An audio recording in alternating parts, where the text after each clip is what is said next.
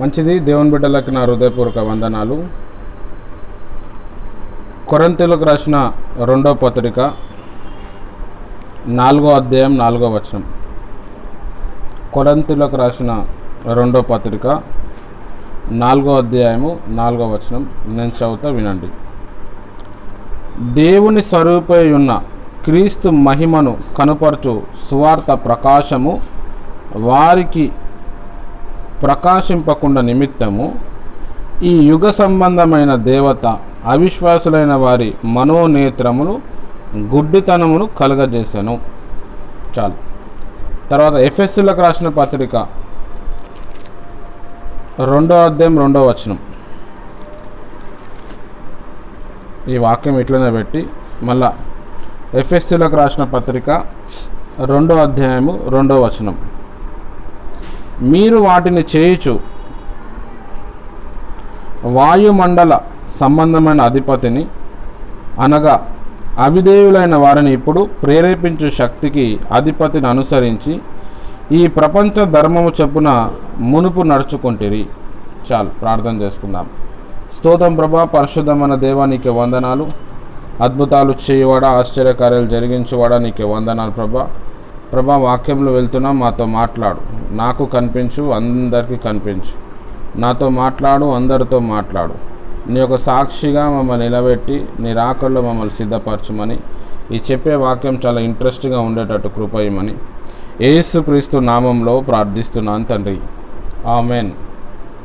Right. ఇప్పుడు mark సువార్త 3వ అధ్యాయము 27వ వచనం చూద్దాం. మార్కు సువార్త 3వ అధ్యాయము 27th. ఒకడు బలవంతుడైన వానిని మొదట బంధించితేనే తప్ప ఆ బలవంతుని ఇంటజొచ్చి వానిని సామాగ్రి దోచుకొని నేరడు. బంధించిన ఎడల వాని ఇల్లు దోచుకొనవచ్చును. రైట్. ఓకే.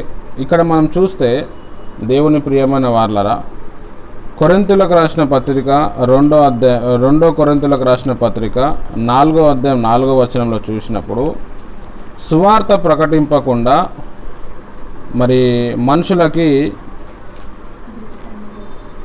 ఈ లోక దేవత ఏం చేసిందంట?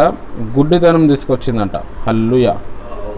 చూడండి, దేవుని స్వరూపై ఉన్న క్రీస్తు మహిమను కనపరచు సువార్త ప్రకాశం వారికి ప్రకాశింపకుండా నిమిత్తము ఈ యుగ సంబంధమైన దేవత అవిశ్వాసులైన వారికి మనోనేత్ర గుడ్డితనము కలగజేశాను. హల్లెలూయా. ఇక్కడ మనం ఆలోచన చేస్తే మనుషులందరి మీద కూడా సాతాను శక్తి పనిచేస్తుంది, అది గుడ్డితనం తీసుకొస్తుందని పౌలు భక్తుడు చాలా క్లియర్గా చెప్తున్నాడు. ఎఫెసీయులకు రాసిన పత్రిక 2వ అధ్యాయం 2వ వచనంలో వాయుమండల అధిపతి అంటున్నాడు. గాడ్ ఆఫ్ ఎయిర్ అని ఇంగ్లీష్లో రాయబడ్డది. ఇదే దురాత్మ అనమాట. ఇవే సైతాన్ శక్తులు అనమాట. ఈ సైతాన్ శక్తులు ఏమవుతున్నాయంటే ప్రతి వ్యక్తిని ఆవరించి ఇవి ఇబ్బంది పెడుతున్నాయని బైబిల్లో ఇక్కడ చెప్పబడ్డది. ఒక మనిషి పుట్టినప్పుడు సాతాన్ శక్తి చాలా టైట్గా ఆవరిస్తుంది. ఆవరించి వాడు బంధకాలు వేసి వాని నరకానికి తీసుకుపోవటానికి రకరకాల ప్రయత్నాలు సాతాను చేస్తూ ఉంటాడు. ఎప్పుడైతే ఒక వ్యక్తి ప్రభువుని అంగీకరించి బాప్తిజం తీసుకున్న తర్వాత పరిశుద్ధాత్మతో నింపబడినప్పుడు ఆ సాతాను చేత విడిపింపబడతాడు. హల్లెలూయా. అయితే సాతాన్ ముందు నుంచి చేసిన బంధకాలు అట్లనే ఉంటాయి. ఆ బంధకాల నుంచి విడిపించబడటానికి మనం ఏం చేయాలంటే ఆత్మలో ఉన్న బంధకాలు తెంపడానికి మనం బలవంతులుగా మారాలి. మార్కు సువార్త 3వ అధ్యాయం 27వ వచనంలో ఏముందంటే ఒక ఇంటజ్ వచ్చినప్పుడు అక్కడున్న ఇంట్లో ఉన్న ఆ బలవంతుని బంధిస్తేనే వానిలో ఉన్న సామాగ్రి మనం తెచ్చుకోవచ్చంట. హల్లెలూయా. ఇది చాలా ఇంపార్టెంట్. ఒక ఊరిలో ఒక పెద్ద సాతాన్ శక్తి ఉంటుంది. దాని కింద చాలా సాతాన్ శక్తులు ఉంటాయి. మనోళ్ళు దాన్ని గ్రామదేవత అంటారు. కొన్ని ఊర్లు చూస్తే బాగా విగ్రహార్థంలో మునిగి ఉంటాయి. కొన్ని ఊర్లు చూస్తే బాగా తాగుడికి మునిగి ఉంటాయి. కొన్ని ఊర్లలో అన్ని విడాకులు అయి ఉంటాయి. కొన్ని ఊర్లలో వ్యభిచారం ఉంటుంది. కొన్ని ఊర్లలో ఏమో డ్రగ్స్ ఎక్కువ తీసుకుంటూ ఉంటారు. ఒక్కొక్క ఊర్లో ఒక్కొక్క స్పెషాలిటీ ఉంటుంది. ఆ సైతాన్ శక్తి ఒకటి అలా ఆ విధంగా పనిచేస్తూ ఉంటుంది. అయితే దేవుని ప్రియమైన వారలారా, ఆ ప్రజలను మనం విడుదల చేయాలి అని అంటే ఆ బలవంతుని, ఆ సాతాన్ని బంధించాలని యేసుప్రభు వారు మార్కు సువార్త 3వ అధ్యాయం 27వ వచనంలో చెప్తున్నాడు. అంటే ఒక సాతాను శక్తిని బంధించాలంటే సాతాను కంటే కూడా బలవంతుడుగా మనం మారాలి. ఎలా మారాలి? సాతాను కంటే బలవంతంగా మనం మారాలి అని అంటే యేసుప్రభు వారు ఏం చేసిండో చూడాలి. యేసుప్రభు వారికి బైబిల్ బాగా తెలుసు, కానీ ఒక దయ్యాన్ని కూడా వెళ్ళగొట్టలే. యేసుప్రభు వారు మరి అప్పట్లో ఉన్న థియాలజన్స్, అప్పుడున్న పండితులతో తర్కవాదన చేశారు ఎట్ ద ఏజ్ ఆఫ్ 12 సంవత్సరాలు, కానీ సైతాన్ని బంధించలేదు. ఎప్పుడైతే బాప్తిజం తీసుకున్న తర్వాత పరిశుద్ధాత్మ ప్రభువారి మీదకి వచ్చిందో వెంటనే వెంటనే ఏమైందంటే పరిశుద్ధాత్మ దేవుడు యేసు ప్రభు వారిని అరణ్యంలోనికి తీసుకొని పోయిండు. హల్లెలూయా. చాలా ఫోర్స్గా తీసుకుపోయిండని రాయబడ్డది. ఆత్మ తీసుకొని పోయిండు యేసు ప్రభు వారు. ఎక్కడ? అరణ్యంలో. ఎందుకు అంటే సాతాన్ని జయించటానికి, సాతాన్ని ఓడించటానికి. సాతాన్ని మరి 40 రోజులు అక్కడ ఉపవాసం చేశాడు, సాతాన్ని జయించాడు. తర్వాత యేసు ప్రభు వారు విడుదల పరిచర్య మనం చూస్తాం. రోగులను బాగు చేయటం, దయ్యములను వెళ్ళగొట్టడం, ఇవన్నీ చేస్తూ తర్వాత అక్కడ నుంచి ఏం చేసిండంటే మందిరంలోనికి వెళ్ళి యెషయా గ్రంథం ఓపెన్ చేసి యెషయా 61వ అధ్యాయంలో ఉన్న విషయాలు చెప్పుకుంటూ వచ్చాడు. ప్రభు ఆత్మ నా మీద ఉన్నది, దీనులకు సువార్త ప్రకటించడానికి నేను వచ్చి తిని, నలిగిన వారిని దృఢపరచుటకు నేను వచ్చానని చెప్పి యేసు ప్రభు వారు తన గురించి తను మాట్లాడుకుంటుండు. యెషయా గ్రంథం 61లో ఉన్న ప్రవచనము ఆ రోజు నెరవేరింది. అయితే ఇక్కడ దీనులకు, పేదవారికి సువార్త ప్రకటించడానికి నేను వచ్చిన అంటున్నాడు. మనుషులను పేదవారుగా ఎవరు చేశారు? సాతాను. విరిగి నలిగిన మనసుని దృఢపరచుటకు నేను వచ్చిన అంటున్నాడు. మనుషుల మనసు ఎవరు విరగొట్టిరంటే సాతాను విరగొట్టాడు. హల్లెలూయా. బైబిల్లో మనం చూస్తే సాతాను యొక్క క్రియలు నాశనం చేయుటకు మనుష్య కుమారుడు ప్రత్యక్షమైండని బైబిల్లో రాయబడ్డది. అంటే యేసు ప్రభు వారు ఎందుకు వచ్చారంటే సాతాను క్రియలు లయపరచటానికి. మనం కూడా యేసు ప్రభులో పుట్టాం కాబట్టి మనం కూడా సాతాను యొక్క క్రియలను లయపరచగలుగుతాము. ఎప్పుడు లయపరచగలుగుతాము అంటే యేసు ప్రభు వారు పరిశుద్ధాత్మతో నింపబడ్డారు, తర్వాత సాతాను జయించాడు. ఆది కాండం నుంచి మనం యేసు ప్రభు వరకు వచ్చే వరకు ఏ భక్తుడు కూడా దురాత్మను వెళ్ళగొట్టలే. ఏ భక్తుడిని చూసినా దురాత్మలు ఏడవలేదు, పారిపోలేదు. ఒక యేసు ప్రభుని చూసినప్పుడు దురాత్మ పారిపోయింది. అది కూడా ఎప్పుడు?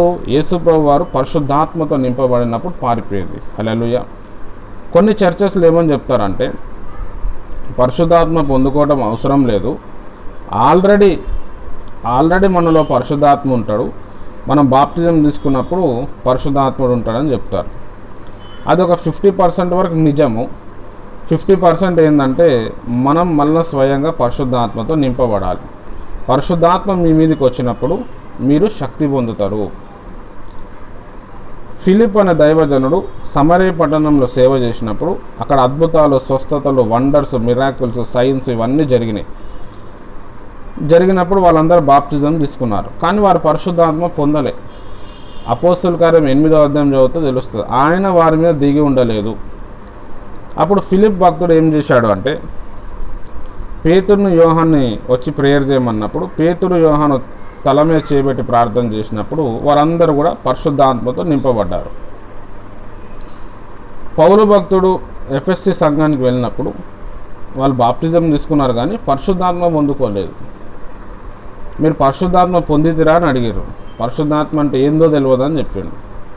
తర్వాత యేసుక్రీస్తు నామంలో వారికి బాప్తిజం ఇచ్చిన తర్వాత పౌలు భక్తులు చేయబెట్టినప్పుడు వారు పరిశుద్ధాత్మతో నింపబడ్డారు, వారు దయ్యాన్ని వెలగొట్టారు.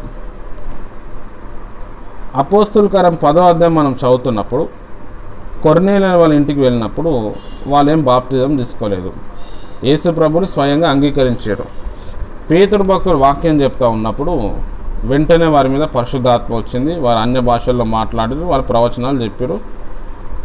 అన్యజనుల మీద పరిశుద్ధాత్ముడు ఫస్ట్ టైం అక్కడ దిగొచ్చిండు. హల్లెలూయా. దేవుని ప్రియమైన వారలారా, యేసు ప్రభు వారు ఎప్పుడైతే పరిశుద్ధాత్మతో నింపబడ్డారో వెంటనే అరణ్యంలోనికి వెళ్ళాడు సాతాన్ని జయించటానికి. మనం ఎప్పుడైతే పరిశుద్ధాత్మ రోజు మనం పొందుకుంటామో వెంటనే మనం సైతాన్ని జయించడానికి ముందుకు వెళ్ళిపోతాం. హల్లెలూయా. ఈ పాయింట్ మనం అర్థం చేసుకోవాలి. అంటే ఒకరి మీద దాడి చేస్తారనమాట. పరిశుద్ధాత్మ పొందుకున్న వ్యక్తి సాతాన్ మీద డైరెక్ట్ దాడి చేస్తాడు. ప్రార్థన చేయటం కానీ, లేకపోతే వాటిని బంధించటం కానీ. అయితే ఇక్కడ యేసుప్రభు వారు ఏమంటున్నంటే, బలవంతుని బంధిస్తేనే వాడు దోచుకున్నవన్నీ కూడా మనం దోచుకోవచ్చు. బలవంతుడు ఎవరు అంటే సాతాను. సాతాను కంటే బలవంతుడుగా అవ్వాలి అంటే మనం దేవుని ఒక పరిశుద్ధాత్మతో నింపబడాలి.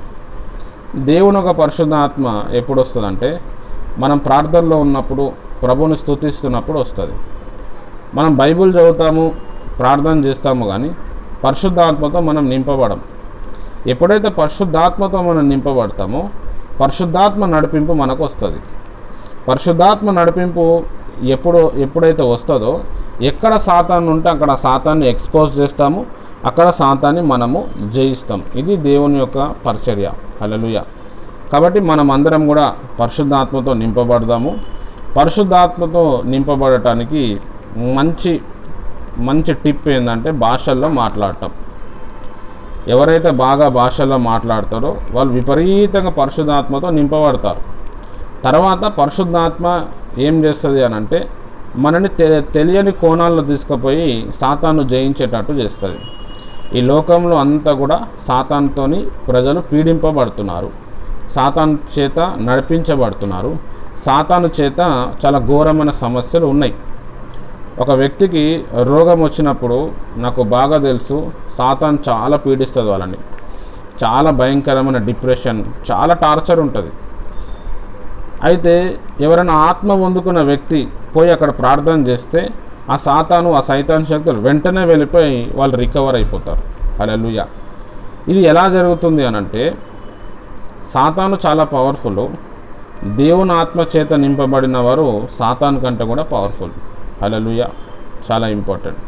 కాబట్టి మనమందరం దేవుని ఒక ఆత్మ చేత నింపబడి సాతాన్ని జయిద్దాం.